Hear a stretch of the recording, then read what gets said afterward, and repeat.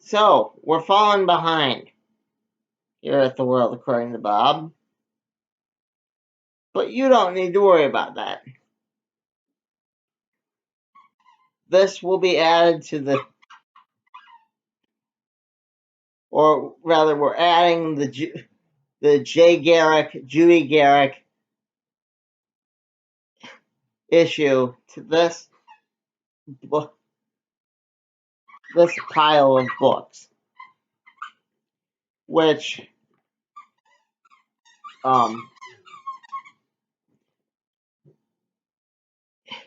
again, I didn't feel right putting just one book up. It just didn't feel right to me.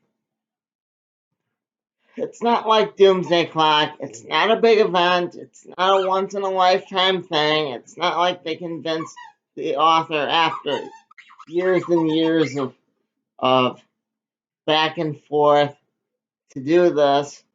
It was just the book I enjoyed. So with that aside, also we have the Green Lantern, which is also a Justice Society book. But this one, I heard a really clever YouTuber say, and I absolutely agree, that if this was one of my characters, if this was Vengeance, that's the character's name, if this was Vengeance, I would have had him say, I don't care, and neither does he. Meaning the Spectre is the right hand of God. So he would have said to Alan, I don't care, and neither does he. And there would have been a lot more page space. But yeah, I kind of get why this had to exist, but at the same time, it felt like they're just dragging this out just to drag it out. I mean, I haven't read why Johnny Ladd came back the way he did, but we all knew it was Johnny Ladd. So, the Judy Garrick book doesn't feel as obvious or as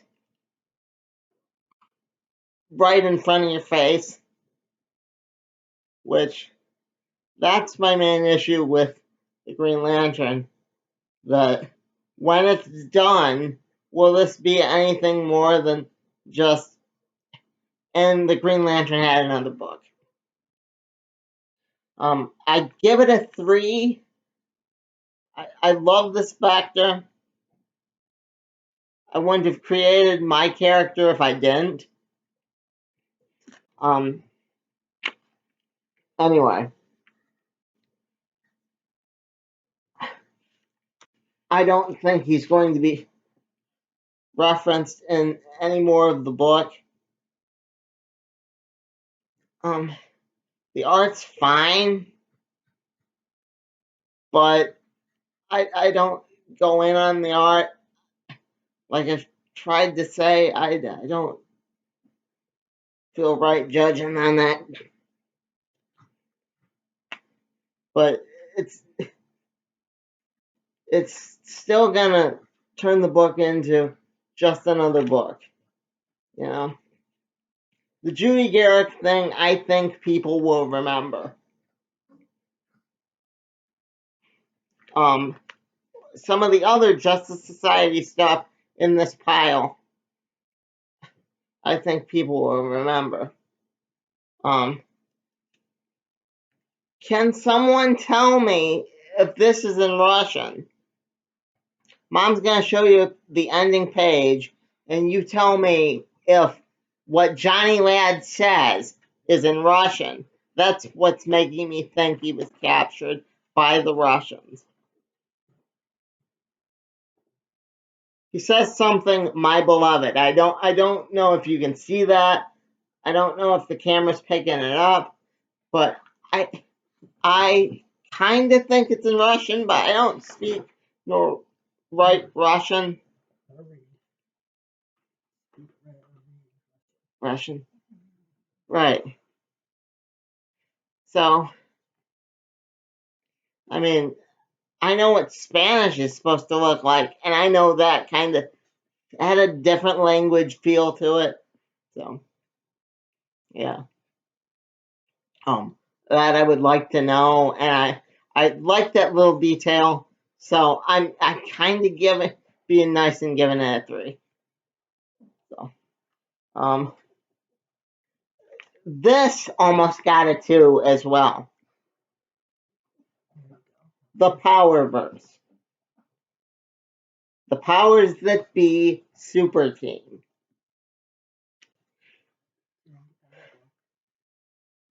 What she said. It's an independent book by one of the men that used to be Primal Paper Comics.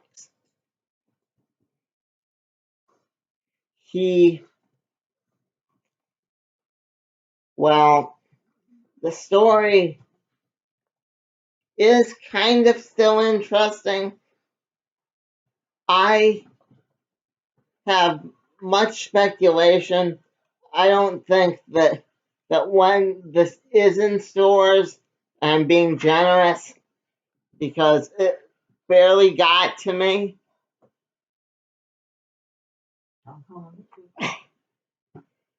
I'll get to that, Mom. When it gets in stores, it might read better in trade, but you'll have to explain to the prior readers that who Willpower is, because I think that this guy, the head villain, isn't really the head villain. I think it's one of those, oh, you're gonna. I mean, it had a very Exiles feel to it, and I like the Exiles, but because it didn't wow me, it took almost a year to get to me. Almost. It missed Christmas. It missed my birthday, which is a shame because I've had a playlist for this and for Red Knight for years because I've always considered them one universe. But I can kind of see why now they're not.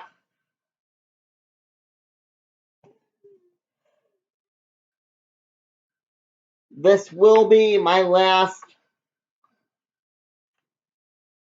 assuming it doesn't end up in my store or in the store I frequent.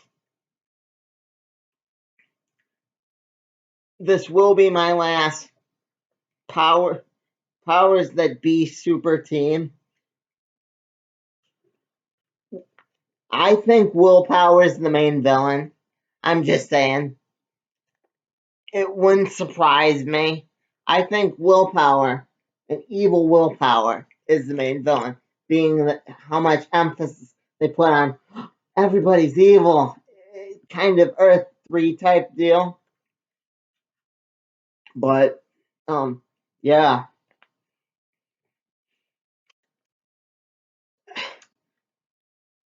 I'd give this a 3, almost a 2, because they have to learn to be more on time if they're going to be in stores. And I think I'm the only one talking about this book in my local store. So I'd love to see more people talk about this. I want to pick it up in stores, but I will not do another Kickstarter or Indiegogo or anything like that. I'm sorry. It breaks my heart, but I'm truly, truly sorry. I will do another Red Knight Kickstarter, but This part of the world, absolutely not.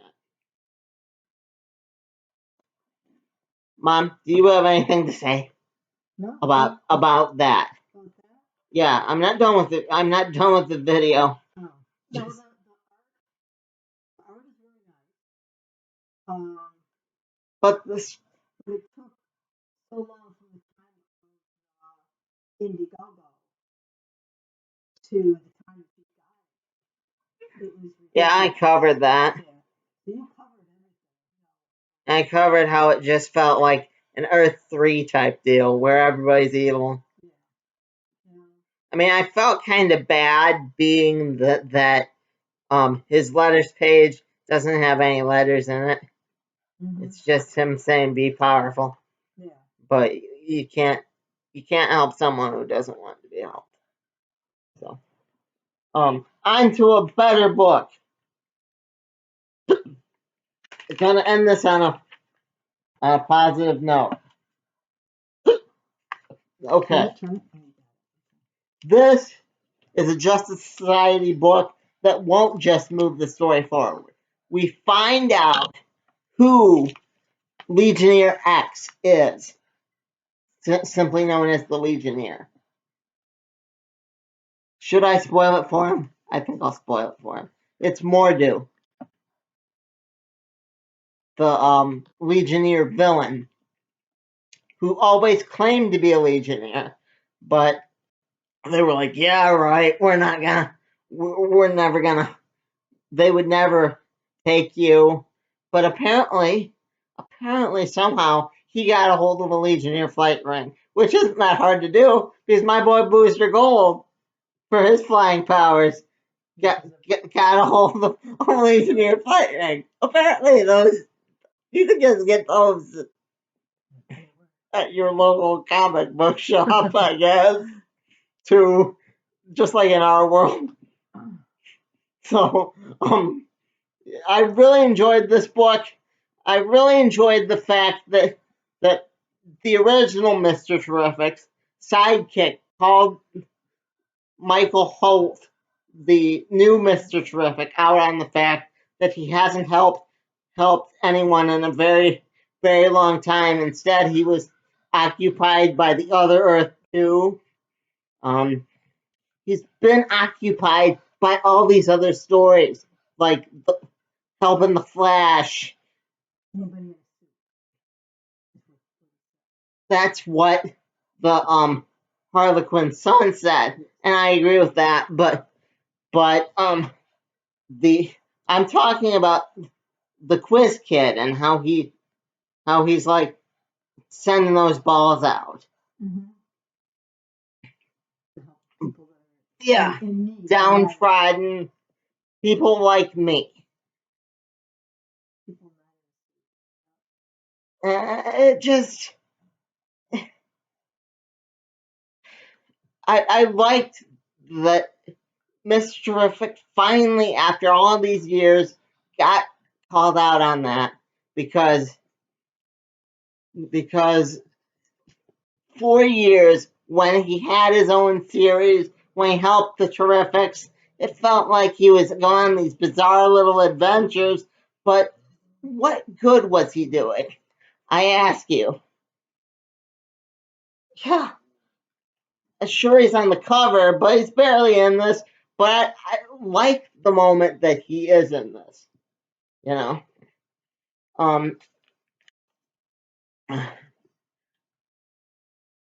I didn't like that Power Girl didn't want to save the criminal because all people should be equal in the eyes of these super beings. Not just, she shouldn't look at this man as a wife beater, even that's what the bad guy wanted. The bad guy wanted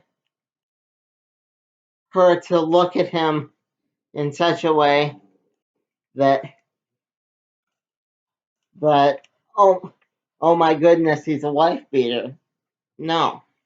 That isn't right, you know. Um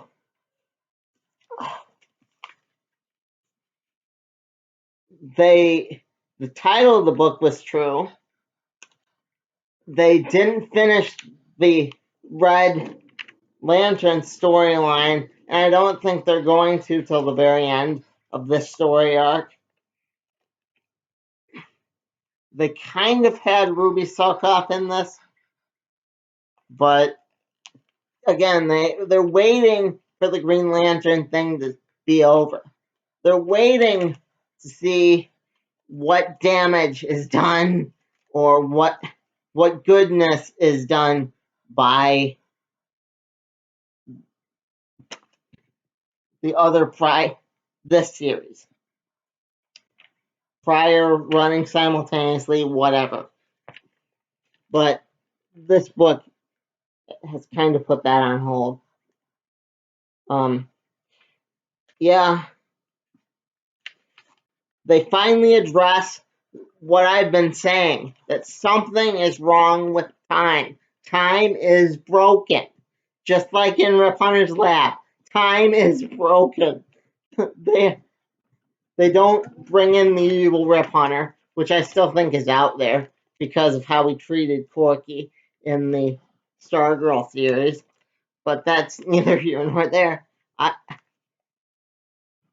Mordu says that he is the one that broke time, but they're going to be like, kid, it wasn't just you. You watch. So I give this book a 4 and 3/4, not a complete 5. It really was more for nerds like me that I don't think the average person that just picked up a Justice Society book will understand it. So, yeah, that's definitely a downer. But overall, I enjoyed it. It was much better than the Powerverse. It didn't just bring in evil duplicates. It made you question about those evil acts. And, yeah. So, the Powerverse, pretty art on this end. But let me know when it's in stores. Yeah. So.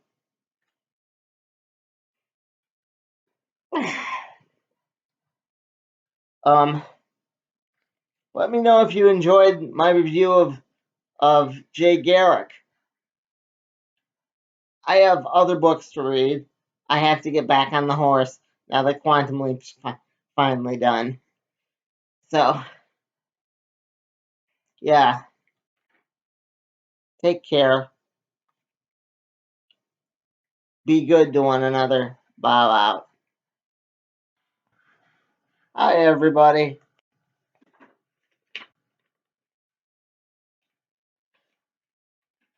We got one book to do today.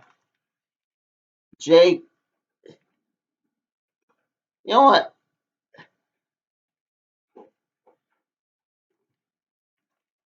I'll tack it on to the end of another one. But this is a review of Jay Garrick, The Flash, number 4. I did that so I'd remember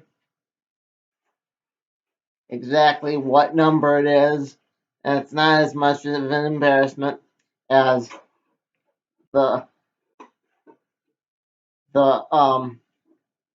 JSA ones where the story started blending together. This, if they're smart, they will reference the Superman theory from the Doomsday Clock. I was just rewatching Comic Pop, that episode, and this would fit in perfectly with the Superman theory, Doomsday Clock. new Rorschach whole deal. Because you find out in this one that Jay Garrick, the professor that found him, was essentially evil. And he not only found him, he tipped over the table, and for that reason knew exactly where he was at, and just he was evil from the jump. You find out that Edward Claridge, the guy that was Jay Garrick's main villain, the rival, is actually evil too, working for this. Okay, he's evil, but he's working for this guy. He's also part of the same experiment Jay Garrick was, which means, okay, I know I screwed up, but he was also part of the same experiment Jay Garrick was, which means if it tied in with the Superman theory, it could just say that Edward Claridge was part of the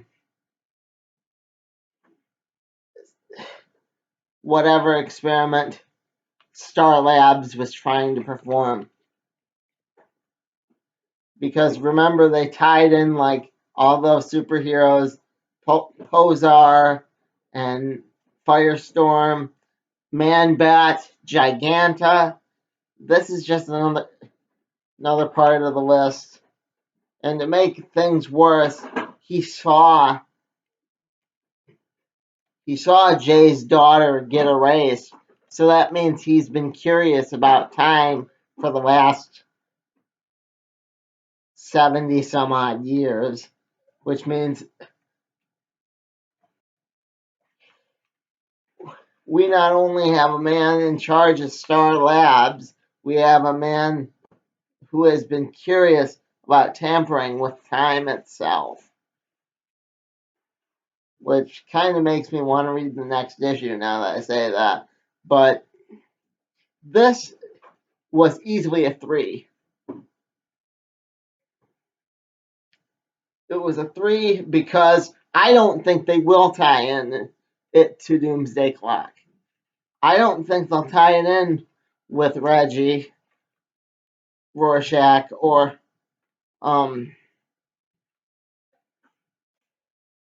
like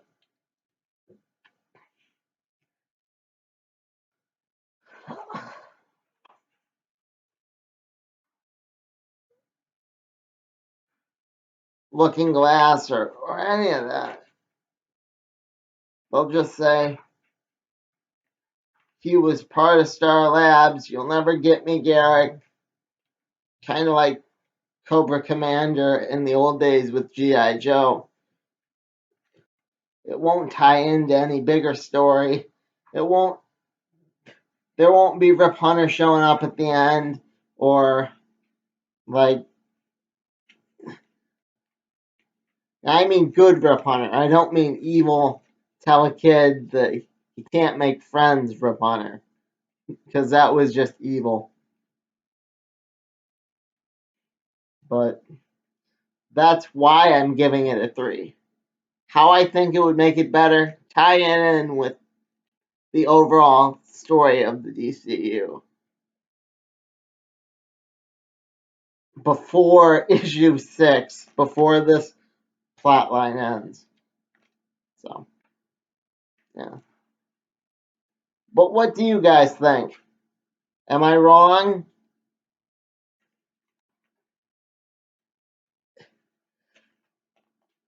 Was Jay Garrick and the rival and all of that part of a bigger picture? Will it tie into any other books other than the Green Lantern and the JSA? What did you guys think of the younger Jay art? I didn't even talk about the Booms part in this, his daughter. What do you think of that? Let me know. I've been Bob. This has been The Other World According to Bob. My eyes starting to itch. Bob out.